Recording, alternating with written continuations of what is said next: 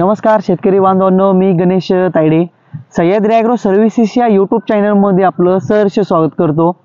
शेतकरी मित्रांनो, आजचा विषय असा आहे की चालू वर्षाला अद्रकीची लागवड किती झाली आहे आणि येणाऱ्या काळामध्ये एक साधारणपणे अंदाज आपला बाजारभाव कसा असू शकतो, त्याचबरोबर शेतकऱ्यांसाठी चालू वर्षाला कोणते चॅलेंज आहे समजा की ते आपल्याला चॅलेंज स्वीकारावं लागणार आहे, जेणेकरून आपल्याला चांगल्यातल्या चांगल्या प्रकारे आपल्याला दर मिळाले पाहिजे। त्या अनुषंगाने हा जो आपल्याला व्हिडिओ बनवायचा आहे, शेतकरी मित्रांनो व्हिडिओ थोडासा मोठा होणार आहे, पण महत्त्वाचा व्हिडिओ राहणार आहे, जेणेकरून आपल्याला पुढील प्री प्लॅनिंग आपल्याला कशी केली पाहिजे त्याविषयी आपल्याला चर्चा करायची आहे। तर मग तुम्ही जर चॅनलला जर नवीन असाल तर चॅनलला सबस्क्राईब करायला विसरू नका आणि व्हिडिओ शेवटपर्यंत जरूर बघा। शेतकरी मित्रांनो, चालू वर्षाला जर आपण महाराष्ट्रामध्ये जर बघितलं, आले आणि अद्रकची जी लागवड आहे तर ती साधारणपणे 2 पटीने वाढलेली आहे। जशी मागच्या वर्षी जी लागवड होती समजा, त्या अनुषंगाने जर चालू वर्षात जर विचार केला आपण तर 2 पटीने तिची जी लागवड आहे तर ती वाढलेली आहे। तर या अनुषंगाने सध्याच्या कंडिशनला जे आल्याचे जे बाजारभाव चालू होते तर ते काल परवाचे जे बाजारभाव समजा आजचे जे बाजारभाव आहे, तर जो जुना माल आहे एक साधारणपणे 8,200-300, तर सुपर माल जर असेल समजा जुना तर एक 8,500 रुपयापर्यंत समजा त्याला दर मिळत आहे। तर आपल्याला समजा जे आपण नवीन वर्षाला जी लागवड केलेली आहे तर ती आपल्याला काय रेट मिळेल समजा एक अंदाजे, किंवा मग आपण जास्तीत जास्त ॲव्हरेज कमी दिवसामध्ये आपण कसं वाढवलं पाहिजे त्याला आपल्याला त्याचं प्लॅनिंग करायचं आहे। कारण की काय झालं आहे, चालू वर्षाला एक शेतकरी समजा माझी जरी समजा 1 एकर मागच्या वर्षी जर माझी 1 एकर लागवड होती तर चालू वर्षाला मी त्याची 2 एकर ते 3 एकरचा प्लॅन केलेला आहे। अशाच ज्या शेतकऱ्यांकडे बेनं अवेलेबल होतं तर त्या अशा भरपूर शेतकऱ्यांनी जे आहे तर ती आल्याची जी लागवड आहे ती वाढवलेली आहे। तर त्याचं कारण म्हणजे हेच आहे की आल्याचे जे दर आहे तर ते चांगल्यातले चांगले प्रकारे मिळत होते, त्या अनुषंगाने ही जी लागवड आहे तर ती वाढ झालेली आहे। तर आपल्याला चालू वर्षाला करायचं हेच आहे की समजा आपण जेवढ्या लवकरात लवकर आपला माल आपण तयार करू आणि मार्केटमध्ये त्याला आपण नेऊ तर ते आपल्यासाठी खूप फायद्याचं राहणार आहे। कारण की जर आपण विचार केला तर फेब्रुवारी, मार्च, एप्रिलमध्ये तर आल्याचे जे दर आहे तर ती कमी कमी होत जाणार आहे दिवसेंदिवस। जसा नवीन माल हा मार्केटमध्ये येत जाणार आहे, त्याची आवक वाढत जाणार आहे, त्याच अनुषंगाने जे आहे का आपले आल्याचे दर जे आहे ते कमी होण्याचे जे आहे ते चान्सेस आहे। त्याचं कारण हेच आहे की आल्याची जी लागवड आहे तर ती वाढलेली असल्यामुळे जे आहे का आल्याचे दर थोडेफार आपल्याला कमी दिसणार आहे। तर आपल्याला हेच करायचं आहे की आपल्याला फास्टमध्ये आपण कशी बाजी मारू, नोव्हेंबर डिसेंबर पर्यंत आपला माल आपला कसा रेडी झाला पाहिजे तो आपल्याला प्लॅनिंग करायची आहे। तर ती प्लॅनिंग कशी करायची आहे, जसं आपण बेसल डोस टाकणार आहे त्याची प्लॅनिंग आपल्याला करायची आहे। त्याचबरोबर जे आपण ड्रिपचे जे फर्टिगेशन करणार आहे त्याचं आपल्याला प्लॅनिंग करायचं आहे। ड्रिपमधून आपण किंवा मग जे आपण स्लरी वगैरे टाकणार आहे तर त्याचं आपल्याला प्लॅनिंग करणं खूप गरजेचं आहे। एक साधारणपणे जर विचार केला तर आपल्याला नोव्हेंबर एंडिंग तर डिसेंबर एंडिंग पर्यंत आपल्याला जो आहे का आपला प्लॉट आपला तयार झाला पाहिजे। साधारणपणे मिनिमम आपल्याला जे आहे का 1 एकर क्षेत्रामध्ये 100+ ॲव्हरेज आपल्याला निघालं पाहिजे, तेव्हा आपण चालू वर्षाला जर आल्या पिकामध्ये जे आहे का ते प्रॉफिटमध्ये राहण्याचे जास्तीत जास्त आपल्याला चान्सेस आहे। त्याचं कारण हेच आहे की सध्याच्या कंडिशनला आपण जी लागवड केलेली आहे तर या लागवडीमध्ये आल्याचे जे बियाणं आहे तर ते सर्वच मॅक्झिमम शेतकऱ्यांनी बियाण्यासाठी खूप आपल्याला पैसा लागलेला आहे, आपण खर्च खूप केलेला आहे। लागवडीपर्यंत एक विचार केला आपण तर 1.5 लाख ते 2.25 लाखापर्यंत आपल्याला जे आहे का 1 एकर क्षेत्रासाठी आपला हा खर्च आलेला आहे।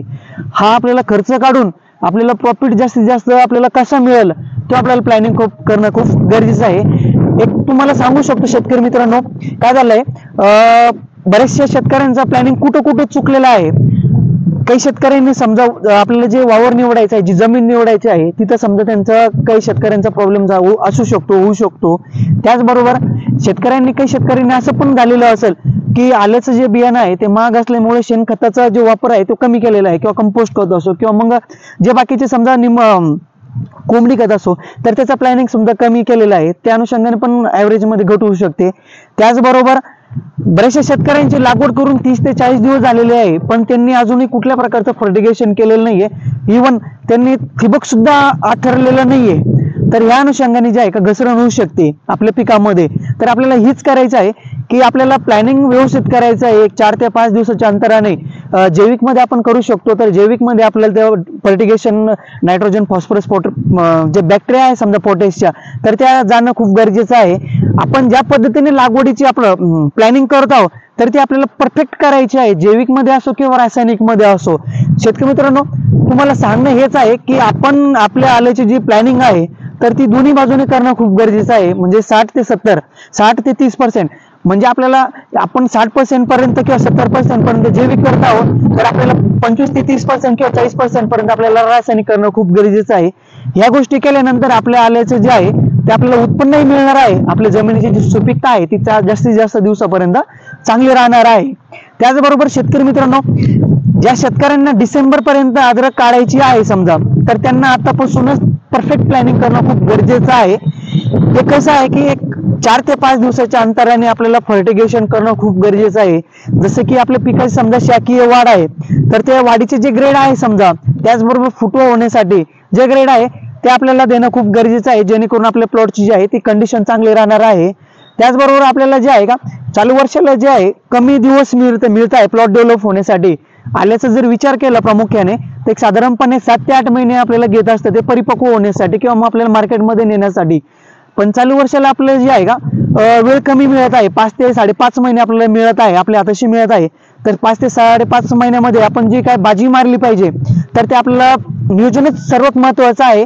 कारण की जर प्रामुख्याने विचार केला, आपण दर तर सांगू शकत नाही चालू वर्षाला काय दर राहणार आहे, कारण की ते कोणी सांगू शकत नाही. आपण सकाळी जर जेवण केलं तर संध्याकाळी खातो की नाही खातो त्याची आपल्याला आपण गॅरंटी नसते. तर आल्याचीच तशी जी बाजारभाव आहे त्याची आपण गॅरंटी घेऊ शकत नाही. बरेचशा शेतकऱ्यांचं मला कमेंट आल्या होत्या की चालू वर्षाला जे आल्याचे दर काय राहतील. शेतकरी मित्रांनो, आपण सकाळीच खाल्लं तर संध्याकाळी खातो की नाही खातो ही गॅरंटी नाही राहत. पण एक अंदाज असा आहे की आल्याची जी लागवड आहे ती जास्त प्रमाणामध्ये वाढलेली आहे, तर त्या अनुषंगाने आल्याचे जे दर आहे ते कमी होऊ शकतात. तर त्यासाठी आपल्याला चांगल्यातल्या चांगल्या प्रकारे दर मिळतील आणि त्यासोबत आपलं चांगल्यातल्या चांगल्या प्रकारे आपलं ॲव्हरेज वाढेल, त्याचा आपल्याला प्लॅनिंग करणं खूप गरजेचं आहे. त्याचबरोबर शेतकरी मित्रांनो, कमी दिवस असल्यामुळे आपल्याला जो बेसल डोस आपल्याला जो आपण टाकणार आहोत लागवडीच्या वेळेस टाकत असतो, त्यानंतर बरेचसे शेतकरी टाकत असतात आणि काही शेतकरी टाकत पण नाही. तर आपल्याला जे आहे का 20 ते 22 दिवसाच्या अंतराने आपल्याला एक नॉर्मल डोस टाकणं खूप गरजेचं आहे. त्याचबरोबर फर्टिगेशनचे जे खत आहे मार्केटमध्ये खूप ॲडव्हान्स टेक्नॉलॉजी झालेली आहे. जसं जैविकमध्ये जरी आपण म्हणू शकतो, जैविकमध्ये पण जे बॅक्टेरिया आहे तर त्यांची पण खूप वेगवेगळ्या टेक्नॉलॉजीचे बॅक्टेरिया आलेले आहेत, ज्यांचे रिझल्ट एकदम फास्टमध्ये मिळतात आपल्याला. तर जे नवीन तंत्रज्ञान आहे आपल्याला त्याचा वापर करून आपल्याला कमी दिवसामध्ये जो प्लॉट आहे डेव्हलप करायचा आहे आणि आपल्याला जास्तीत जास्त जे आपल्याला रेट कसे मिळतील त्याचं आपल्याला प्लॅनिंग करायचं आहे. शेतकरी मित्रांनो, दर तर सांगू शकत नाही नोव्हेंबर डिसेंबरला काय राहतील, पण आपलं ॲव्हरेज कसं वाढतील त्याविषयी आपण ही चर्चा केली.